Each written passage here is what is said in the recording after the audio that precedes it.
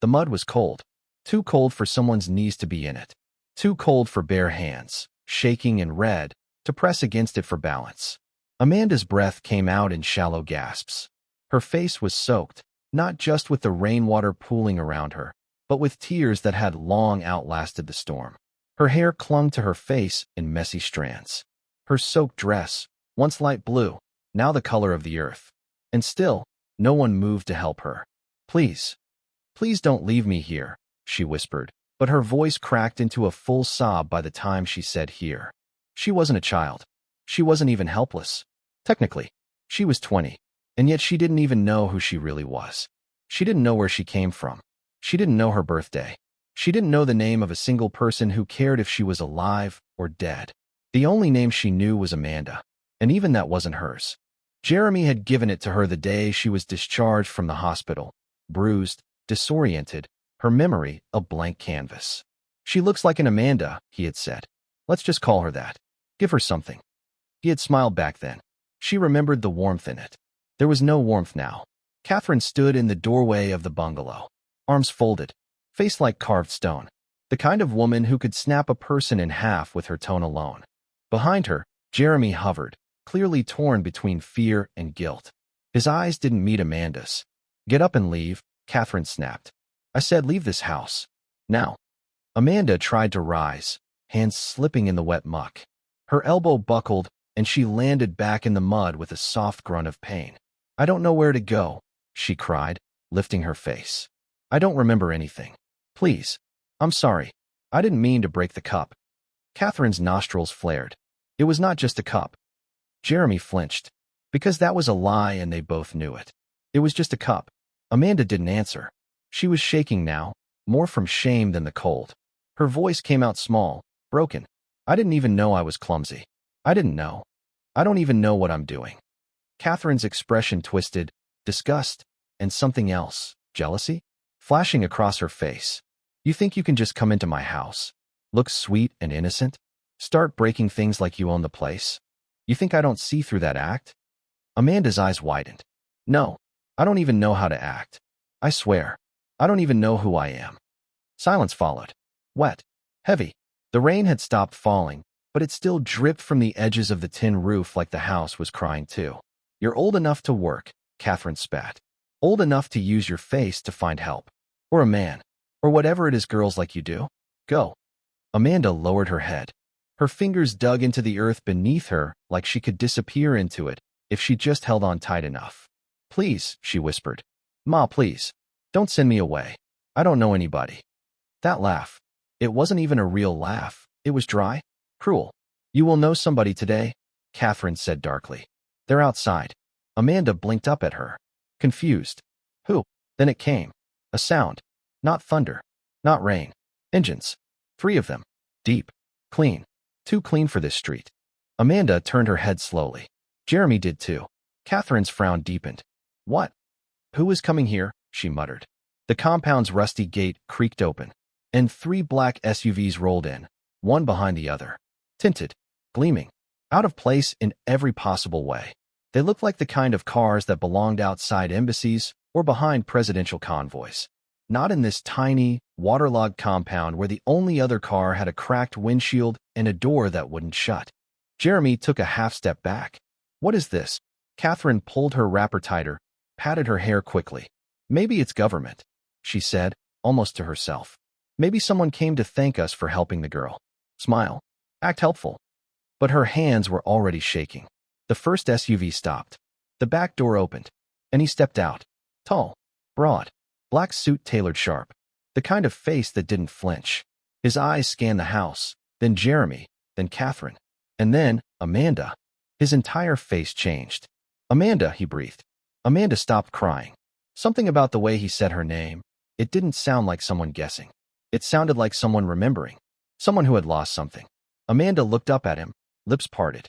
Her whole body trembled for a new reason. Do I know you? She whispered. He didn't answer. Not right away. Instead, he walked straight toward her. Fast. Purposeful. Past Catherine. Past Jeremy. And knelt in the mud with her. The man in the black suit didn't care about the dirt or the rain or the stares from the neighbors. He reached out, gently cupped her face in both hands. "Oh my God," he said, breath catching. "We've been looking for you." Amanda blinked. "We?" He nodded quickly. "Yes. Yes. You don't remember me, do you?" No. I don't know anything." Behind them, Catherine's voice turned to a nervous hiss. "Jeremy, who is that?" Jeremy was frozen. The man turned sharply. His voice was no longer soft. "Who did this to her?" No one answered. Amanda's voice shook, but she lifted one hand, pointed, first at Jeremy, then at Catherine. Jeremy staggered backward. "No, wait. Sir, it's not what you think." "It is," the man said. "It's exactly what I think." "Sir, she broke a glass cup," Catherine said, her tone trying to regain dignity. "We didn't hurt her." The man didn't look at her. He looked only at Amanda. Then he spoke again, quieter, heavier. "You don't know who you are, do you?" he asked her. Amanda shook her head. He closed his eyes for a second. When he opened them, they were wet. "Your name is not Amanda." She froze. He continued, voice low. "Your name is Jasmine. Jasmine Anderson." Amanda's breathing faltered. "And you're not just someone we found. You are the daughter of Chief Williams Anderson." Jeremy gasped. Catherine's knees buckled. "And you're my sister." Amanda stared at him. That name, Jasmine. It stirred something deep in her chest. A light, maybe. A knock on a locked door. And just before her eyes rolled back, before she collapsed forward, she whispered one word. "Lucas." His arms caught her, and as he cradled her to his chest, the black SUVs stirred, the men in suits moved, and the whole street watched in stunned silence. The lost girl had a name. The mud-soaked girl was someone, and someone had come back for her. The room smelled like antiseptic and sunlight. A private suite tucked inside one of Lagos's most expensive hospitals. The kind of place where silence wasn't just peaceful, it was padded and purposeful, like the air itself was trained not to intrude. Jasmine Anderson had been there for 2 days, and she still couldn't decide whether it felt more like a sanctuary or a waiting room for something worse. She lay beneath a soft cream blanket, the 4-line taped carefully to her arm. Her skin was clean now, her hair brushed and tied back, her clothes changed. But inside, she was still covered in mud, the kind that didn't wash off. Lucas sat in the chair beside her bed. His back was too straight, his jaw too tight. He hadn't changed clothes since he brought her in, but he hadn't left either. His eyes were on his phone, but his mind was on her. Jasmine finally spoke, voice hoarse. "Are you going to tell me again that I'm safe?" Lucas looked up, a ghost of a smile. "Would you believe it if I did?" "No." She turned her face toward the window. "But it's nice to hear." He slipped the phone into his pocket and leaned forward. "You've been quiet all morning." She shrugged. "What's there to say? I woke up in a stranger's house, called Amanda. Now I'm here, called Jasmine. Everyone says I'm lucky. I just feel stolen." Lucas didn't speak for a long moment. Then, quietly, "You were." The silence returned, but this time it had a shape, sharp around the edges, heavy in the middle. Jasmine's fingers gripped the blanket tighter. "I don't even know if I like that name. Jasmine. I hear it, and it feels important. But it doesn't feel like mine." "It is," he said. "You were named after Mom's favorite flower. You used to hate it growing up because you thought it sounded too delicate." She gave a breath of amusement. "Then maybe I was Jasmine after all." A knock came. Lucas stood. A man in a navy blue suit stepped in. Mid-40s. Clean cut. Professional. "Detective Bamadiel," he said, holding up a badge. "CID, you called." Lucas shook his hand. "Thanks for coming." Bamadiel nodded and turned to Jasmine. "Miss Anderson, it's good to finally meet you. Or meet you again, I suppose." Jasmine gave him a small nod. "I'm sorry. I don't remember our first meeting. You were unconscious." He didn't say almost dead, but the weight of it hung in the air. He opened the brown folder in his hand and spread several photographs on the tray table beside her bed. One showed a twisted metal guardrail. Another, a mangled white SUV lying nose down in black water. A third, grainy CCTV footage of a second car, black, tinted, tailing her vehicle just moments before the crash. "This was taken from a camera under the 3rd Mainland Bridge," he explained. "You were driving this SUV. The car behind you. Well, we don't know who it belongs to. No plates. No registration hits." Jasmine stared at the image, and something stirred. Not a full memory, just a flicker of heat in her chest. A flash of sound. Screeching tires. A woman's voice. A hard twist of the wheel. I saw that car before, she said. Her voice was soft, but firm. Not just that night. Before. Lucas stepped closer. Where? I don't know, she said, frustrated. But I felt watched. For weeks. I didn't trust anyone. That makes sense, Bamadiel said. There were tensions in the company after your father passed. Rumors of internal betrayals. You were named general manager. The board knew you were next in line, legally and publicly. And then I went off a bridge, Jasmine muttered. Convenient. Lucas's jaw tightened. You said you heard a voice that night. What did they say? Her brows pulled together. Something like, you should have stayed out. Or, you weren't supposed to be there. I don't know. It's blurry. Do you remember if it was a man or woman? Bamadiel asked. Woman. I'm sure of that. Lucas exchanged a look with the detective. Anyone specific come to mind? Bamadiel prompted. Jasmine closed her eyes. She tried to picture the dashboard, the rain, the rearview mirror. Nothing. But then gold. A glint of gold on the passenger's side. A brooch, she whispered. A gold brooch. Lucas stiffened. Evelyn Cole wears one. Every day? Who's she? Jasmine asked. Chief legal officer at Williams Group. Dad trusted her with everything. She was one of his longest-standing advisors. And you trust her? Jasmine asked, already knowing the answer. I used to, Lucas said grimly. Bamadiel gathered the photos. We'll dig. But you're the only person alive who was in that car. Your memories are the key. Jasmine exhaled slowly. Then I'll get them back. That night, back at the mansion, Jasmine asked Lucas to show her everything. Old family photos, company reports, board member bios. Anything that could snap something loose in her head. She sat in her old bedroom, surrounded by files and printouts. The furniture was familiar but distant. Her fingers traced the edge of a photograph, a girl with long curly hair and a defiant smile. 15, maybe 16, standing beside a stern-looking man in a black agbada. Dad, Lucas said, peering over her shoulder. Jasmine nodded slowly. He looks tired. He always did when he was proud, Lucas said. He said building the company cost him everything except us. She stared at the girl in the picture. She looks like me. She is you. Jasmine blinked, and something cracked. An image of that same room. Years earlier, music playing from a speaker, her father knocking on the door to tell her dinner was ready. She gasped, dropping the photo. Are you okay? Lucas asked. I remembered something. Just for a second. She looked up, eyes bright.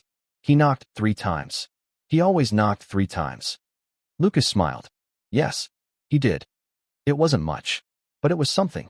Later that night, she stood alone on the balcony overlooking the quiet Banana Island street. A warm breeze lifted the edge of her shirt. She felt both exposed and invisible, like she was watching herself from far away. Lucas joined her, carrying 2 mugs of tea. He handed her one. I have an idea, he said. Tomorrow's board meeting, come with me. As Jasmine, she asked. He shook his head. As Amina, my new executive assistant. She looked at him. You want me to go undercover?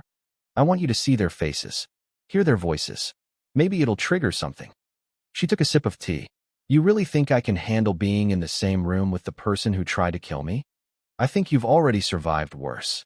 She looked down at her hands, still trembling slightly, but not from fear, from fire. All right, she said. Let's see if Evelyn Cole's smile still looks the same when she thinks I'm dead. The night wind shifted. Jasmine stared into the darkness. They'd buried her once. But this time, she was walking straight into the heart of the storm. The boardroom at Williams Group was as cold as it was elegant. A massive glass table dominated the center, flanked by 12 high-backed leather chairs. Behind them, the Lego skyline stretched like a mural, tall buildings wrapped in humidity and ambition. The city buzzed with its usual rhythm, but inside this room, the air was still. Too still. Jasmine sat quietly near the far end of the table, dressed in a sleek gray blouse and black pencil skirt, her hair pulled back into a tight bun. Her name tag read Amina Williams. Her expression was neutral. Her hands, hidden beneath the table, were clenched into fists. She didn't belong here, not yet. Not officially, but she had to be here. Lucas, seated at the head of the table, tapped the screen of his tablet once and spoke. Good morning. This is a closed session. Everything discussed here stays in this room. One by one, the board members nodded. Some familiar to her, others unfamiliar, but not entirely new. Jasmine's eyes scanned each face, watching closely.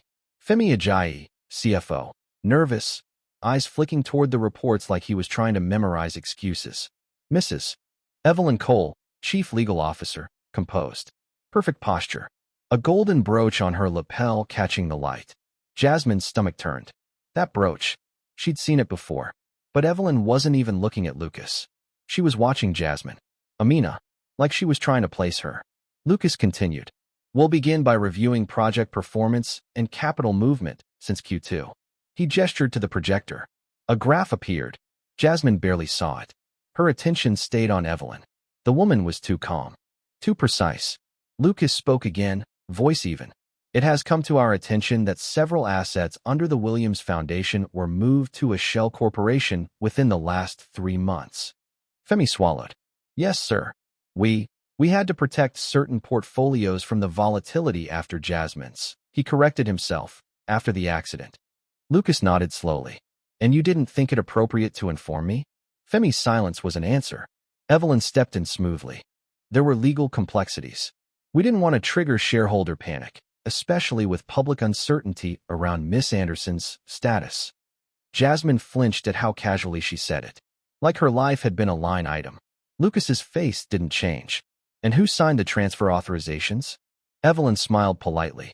Interim authority was given to the legal department. I processed them. Jasmine felt her pulse spike. Evelyn turned slightly, her eyes landing on Jasmine again. This time, she tilted her head, studied her. I don't believe I've seen you before, she said casually. Lucas answered before Jasmine could. New assistant. Sharp girl. From Abuja. Evelyn's smile didn't reach her eyes. When the meeting ended, Jasmine stood and gathered the empty mugs as an excuse to linger. She didn't speak. She just watched. Evelyn exited last, walking like someone who owned every corridor. Jasmine followed 10 paces behind. At the elevators, Evelyn paused, turned around. You're very quiet, she said, smiling. Jasmine blinked. I was told not to speak unless spoken to. A good assistant, Evelyn replied, stepping inside the elevator. The doors began to close. Jasmine was about to turn away when Evelyn said, almost too softly, you remind me of someone. Then the doors shut. Jasmine stood frozen. It wasn't just a comment. It was a warning. That night, back at the mansion, Jasmine pulled up every file she could find on Evelyn Cole. She was thorough, discreet, powerful in the quiet way snakes are powerful. A single woman. No children. Owned property in Lekki and Ikoyi. 2 offshore accounts under proxy corporations. Lucas entered, holding a glass of wine. You've been at this for hours. She knows, Jasmine said. She doesn't know how, but she knows I'm not just your assistant. Lucas sat beside her. Then she's watching us. Jasmine nodded. And that means we can't wait. We act now. Lucas frowned. Do you want to go to the police? I can call Bamadil. No. Her voice was calm. I want to catch her, not scare her. The plan unfolded quickly. The next morning, Jasmine returned to the office alone. Lucas staged a public meeting across town to keep attention away.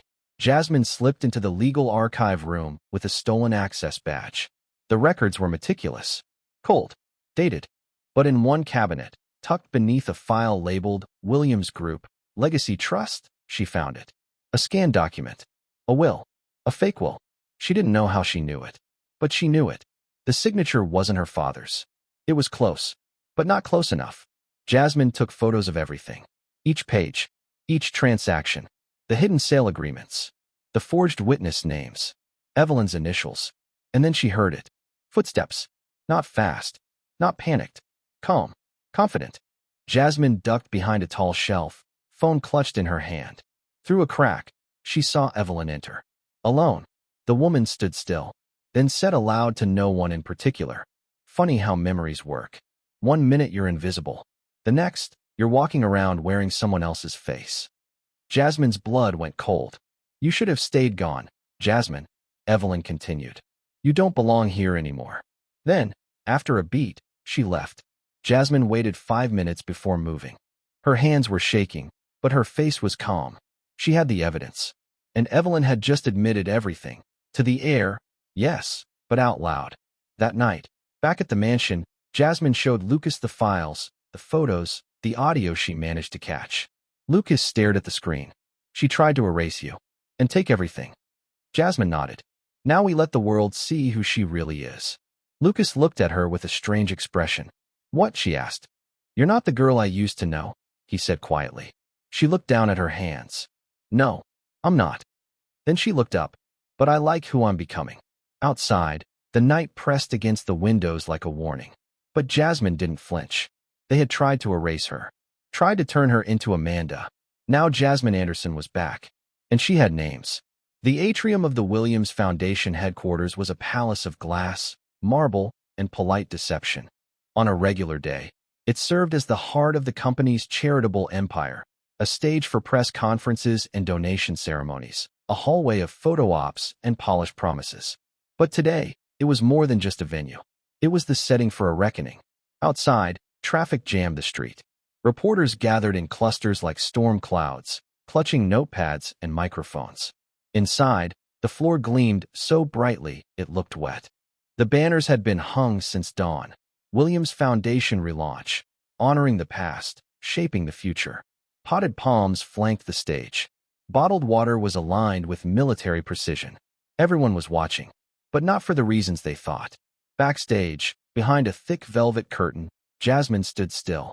She wore white, a tailored jumpsuit with soft satin sleeves, clean lines, and no jewelry except for a delicate silver chain on her wrist. Her hair had been curled slightly, not too formal, not too casual. A hint of strength, wrapped in grace. The outfit had been Lucas's idea. You need to look like the future, he had said.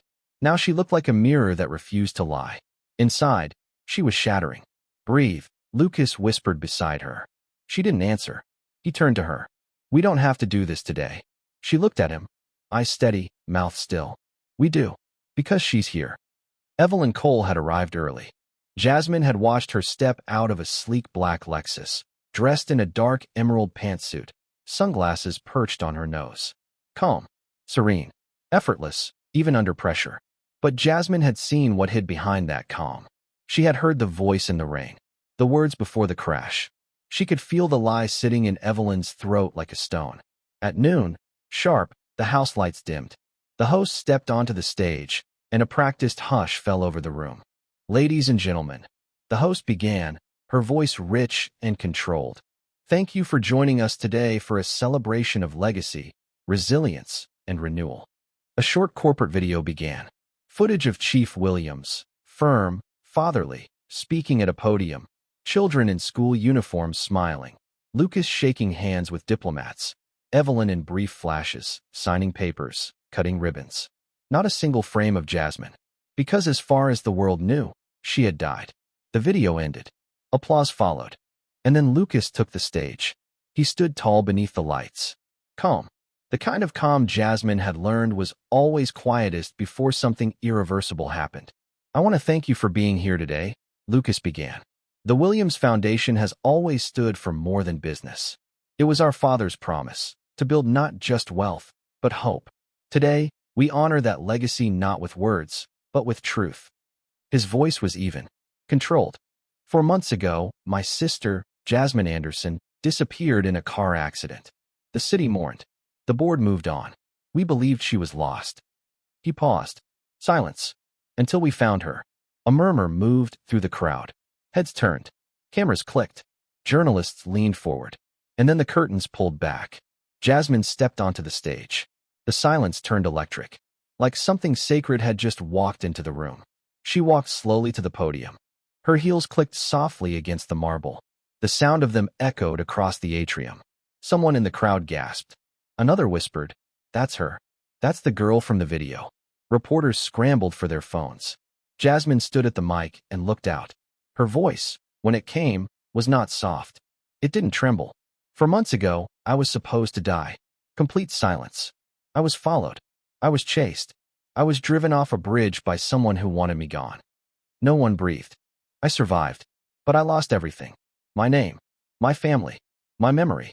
And while I lay broken, hidden in a stranger's home, someone else tried to take my place. Not with my face, but with my father's company. She paused, letting the weight settle. That someone is here today. Jasmine turned toward the projector screen behind her. It flickered to life. Images appeared. documents, bank transfers, signatures, a trail of deception that had lived in shadows, now dragged into the light. Fake property deeds, offshore accounts, a forged will, Jasmine said, all pointing to one name. She turned her eyes to the crowd. Evelyn Cole. Gasps broke out. One woman let out a quiet, Jesus. Flashes exploded as cameras came to life. Evelyn stood. Her voice was sharp, measured. That's a lie. This is slander. I've served this family with honor for 15 years. You served yourself, Jasmine cut in. I won't stand here and be humiliated, Evelyn snapped. You won't be standing much longer, Jasmine replied. She turned slightly. Detective Bamadiel. Two officers stepped forward from the crowd. Plain clothes. Calm. Ready. Miss Evelyn Cole, one said. You're under arrest for attempted murder, conspiracy to defraud, corporate theft, and obstruction of justice. Evelyn didn't run. She didn't scream. She just turned to Jasmine and said, low and cold, you should have stayed gone. Jasmine met her gaze. You should have stayed honest. The officers cuffed her. The cameras devoured the moment. And Evelyn Cole, once the most trusted woman in the Williams empire, was let out of the room like the secret she could no longer bury. The moment she left, the room seemed to exhale. Lucas returned to the stage. The Williams Foundation is not built on lies. It is not built on theft. And today, it will not fall. The applause was cautious at first, then building, then thunderous. Backstage, Jasmine sat on a low velvet bench, her hands trembling for the first time that day. Lucas crouched in front of her. You did it. She shook her head. Not yet. He frowned. What do you mean? There's another name, she whispered. Another voice. That night, someone else was there. In the car. I don't know who. Lucas's smile faded. You're sure? She nodded. I can feel it. Evelyn didn't act alone. That evening, back at the mansion, Jasmine walked through the old corridors, touching doorframes, curtains. Memory was beginning to leak back in, like water through cracks in a dam. In her father's study, she found a photo on the wall. A company retreat. Evelyn was there. But beside her, another woman. Smiling. Dressed in red. Jasmine stared at the image. Her breathing slowed. Something about that smile. That night, she called Detective Bamadiel. I need you to find someone, she said. Her name is Anita Dos Sunmu. She used to be Evelyn's assistant. I think she was in the car that night. Where did you hear that name? Bamadiel asked. I didn't, Jasmine replied. I remembered it. 2 weeks passed. Evelyn Cole was in custody. Headlines blazed with her downfall. Legal titan behind bars. The fall of a power broker. Jasmine Anderson returns from the dead. But Jasmine couldn't sleep. Not for more than a few hours at a time. Even in the quiet sanctuary of the Banana Island mansion, with its thick curtains and filtered light, she'd wake with her breath shallow and her skin cold, like she'd just climbed out of water. She no longer dreamed of drowning. She dreamed of betrayal. One detail kept circling her mind like a moth around a dying flame. The second voice. The second presence. Someone else had been in the car the night it went over the bridge. Someone who said her name just before the tires left the road. And it wasn't Evelyn. The memory was coming back in fragments now. An arm brushing hers, a whiff of citrus perfume, a seatbelt click, a sharp voice whispering, "You shouldn't have come back." It was Anita. She was Evelyn's former assistant. She'd resigned just a week after Jasmine's death, citing family emergencies. Lucas remembered her as efficient, quiet, invisible in the way only very dangerous people are. And now she was missing. Bamadiel had put out a soft search notice, low profile, discreet. But no one had seen her. Not in Lagos, not in Abuja, not in Ghana, where she'd supposedly moved. Her flat had been cleared out, her bank account untouched. She's either in hiding, Bamadiel said grimly, or she's preparing something. Lucas was furious. She should have been arrested the moment we knew. Bamadiel shook his head. We had no proof. And Evelyn isn't talking. So Jasmine waited. And remembered. And plotted. Until one morning, a note arrived. Slipped under the gate. No postage. No fingerprints. Just one sentence. Handwritten in clean block letters. You remember me now. Meet me where it ended. The signature was a single initial. A. Jasmine stood at the gate holding the note like it was a lit match. Lucas read it and immediately said, "You're not going." She looked at him. "Yes, I am. You don't even know who it's from." I do. His jaw clenched. It's a trap. I know. And you're walking into it. She nodded. Because if I don't, I'll never sleep again. Lucas stared at her for a long moment, then said, I'm coming with you. She gave him a faint smile. No, this one's mine. That evening, Jasmine drove alone to the place where it ended, the third mainland bridge. The sky was heavy with clouds. Lagos was loud as ever behind her. Cars honking, generators humming, life buzzing. But here, on this broken curve of road, it was quiet. She parked near the same railing, the one still bent from the night her car had gone over, and waited. At 7:13 p.m., a car pulled up behind her. A silver sedan. Anita stepped out. She wore a black turtleneck and jeans. No makeup. Hair pulled into a tight bun. She looked thinner, more tired, but her eyes were sharp. Too sharp. Jasmine stepped out of her car and walked slowly toward her. You remember, Anita said softly. Jasmine nodded. I do now. There was a silence. The kind that sits between two people who used to pretend they didn't hate each other. I didn't want it to happen that way, Anita said. Jasmine raised an eyebrow. You mean the murder attempt? I mean the panic.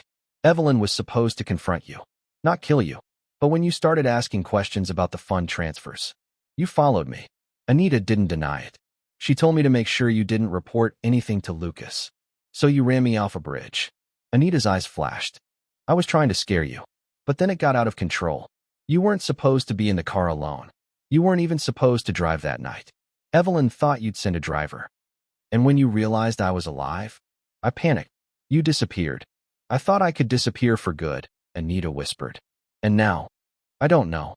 Her voice cracked. There's no life waiting for me. Evelyn used me. I was loyal. I kept her secrets. I carried her messages. She promised me everything. She lied, Jasmine said. Anita looked away. I know.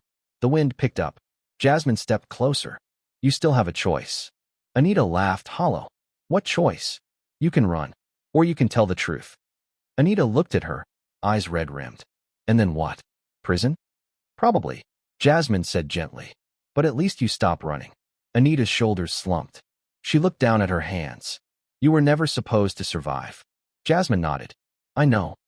They stood in silence as headlights passed in the distance. Then Anita reached into her coat. Lucas would have tackled her if he'd been there. But Jasmine didn't flinch. Anita pulled out a flash drive. All the files. The messages. The voice memos. She made me record everything. Insurance, in case she got caught. Jasmine took it. Cold metal against her skin. Anita looked at her like someone looking at a grave. I'm tired of hiding. That night, Jasmine handed the drive to Bamidil. Within 48 hours, Evelyn was charged with conspiracy to commit murder. Anita turned herself in and agreed to testify in exchange for reduced sentencing. The media erupted again. Jasmine didn't flinch this time. Instead, she walked into the boardroom of Williams Group 3 days later. No disguise, no fake name. She took the empty seat at the head of the table, the one meant for her. Lucas stood behind her, hand on her shoulder.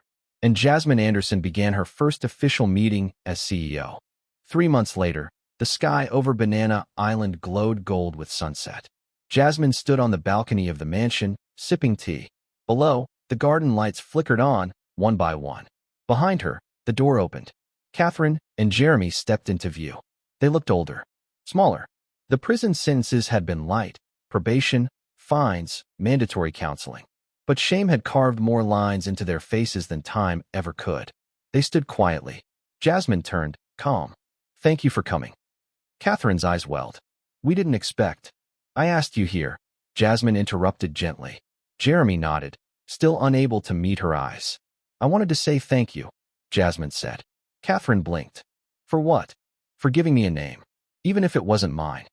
Silence. I used to think Amanda was someone I had to erase, Jasmine continued.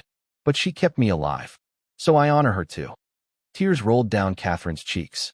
We don't deserve this. No, Jasmine said. But forgiveness isn't about deserve. It's about release.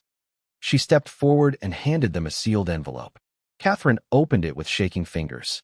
A bank check. 10 million naira. Start something good, Jasmine said softly. Start over. Catherine wept openly now. God bless you. God bless you, my daughter. Don't call me that, Jasmine said gently. Just call me Jasmine. That night, Lucas joined her on the balcony. He held up 2 glasses. They clinked. To peace? He asked. Jasmine looked at the sky. To memory, she said, and the power of taking it back. They stood together as the stars blinked on. Jasmine Anderson, once buried in mud, once forgotten by name, was whole again. And the girl they thought was gone forever? She'd never stopped fighting.